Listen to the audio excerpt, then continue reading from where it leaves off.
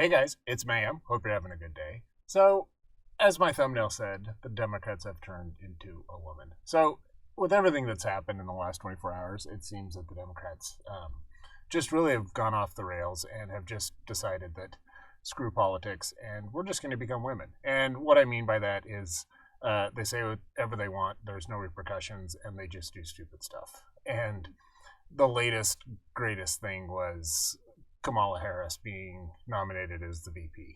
And from a political strategy perspective, it was a stupid choice. And the reason why it was a stupid choice, just at the base level, is she's from California. The Democrats already have California. They don't need someone to help them get California. Historically, in presidential elections, usually you have the vice president to shore up states that you're unsure of. The reason why Kennedy picked Johnson was because they needed the southern states, and Johnson could carry the southern states, or so they thought. And all throughout the presidential history, you'll see that politicians tend to pick candidate or vice president candidates that add something to the ticket. Kamala Harris doesn't. In all likelihood, Biden won't last his first term. He'll either be declared incompetent because of mental decline or something. He's old. So paint the picture. I'm not saying that, I want that to happen. I'm just saying realistically that is a good choice. But for those of you that don't know Kamala, she started her political career in San Francisco, I believe. And how she got her foot in the door was by sleeping with Willie Brown. And Willie Brown was part of the Democrat machine in San Francisco, I believe. I'm pretty sure it is San Francisco. I lived there for 4 or 5 years, and I'm pretty sure that's where it was all. But even Willie Brown thinks it's stupid that she should become the vice president. And this is the guy she was having sex with. So he says it's a bad idea. She should maybe be attorney general, but not the vice president. And like I said, the Democratic Party is becoming a woman. They are not thinking things through. They're not looking long term. They're just saying stuff no holds barred that just is just stupid. So Kamala, for those of you that don't know, she's made some gaffes, and she has been called by Tulsi Gabbard specifically about her record of breaking up families and sending people to jail for their marijuana charges. And she wrongly said that she had sent 1,500 people to jail, and the fact check on it was that it was actually closer to 2,000 people in jail. And not that being hard on crime is good or bad. I'm more of I don't even know what this would be. If it's a law, then it's the Attorney General's job to enforce the law. If it's a poor law, then the constituents need to vote people into office that will make just laws, which kind of California did by passing the legalization of marijuana. But really, you can't fault politicians or the Attorney General for doing what they were hired to do. Kind of as you go through this article, she's been criticized for the left as a prosecutor, and those criticisms go back even longer. Her teacher at UC Hastings College of Law in San Francisco, so I think that's UCSF, he says he's been disappointed she had not chosen a more progressive path. Gabbard, as I said, kind of called her out.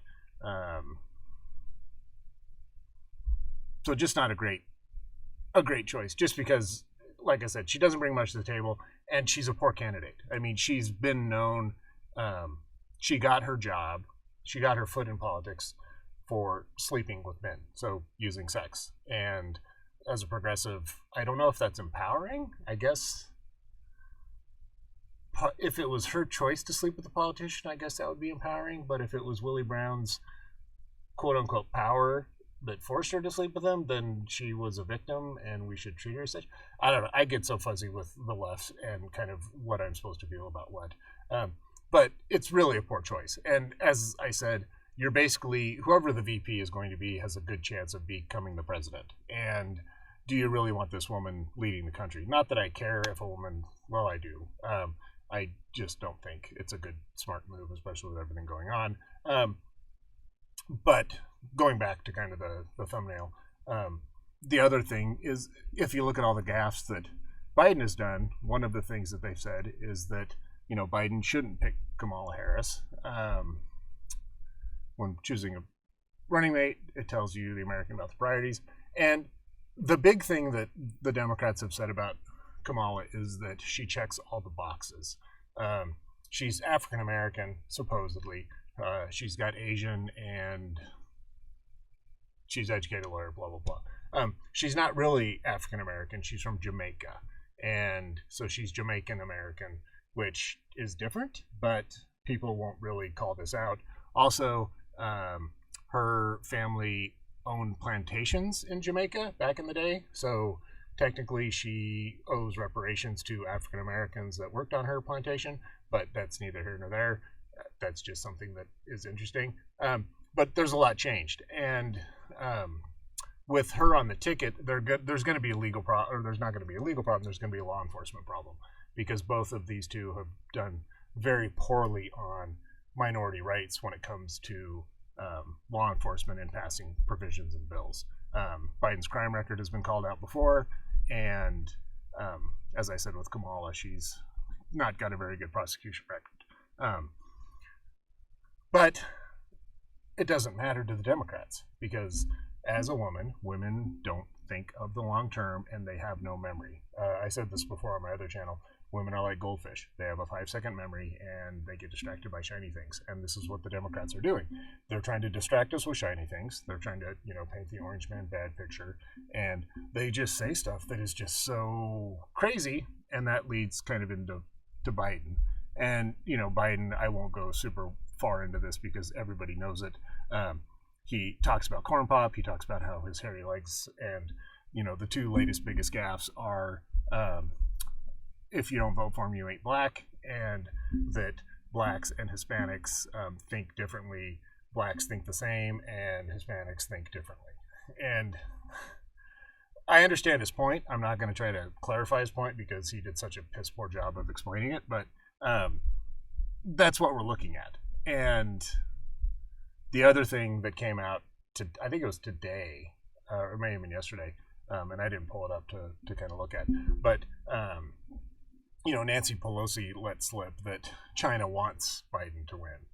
They don't like Trump.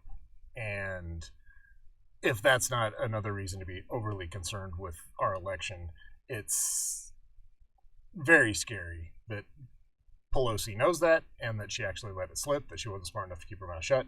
But like I said, the point of this video was that the Democratic Party is just becoming a woman.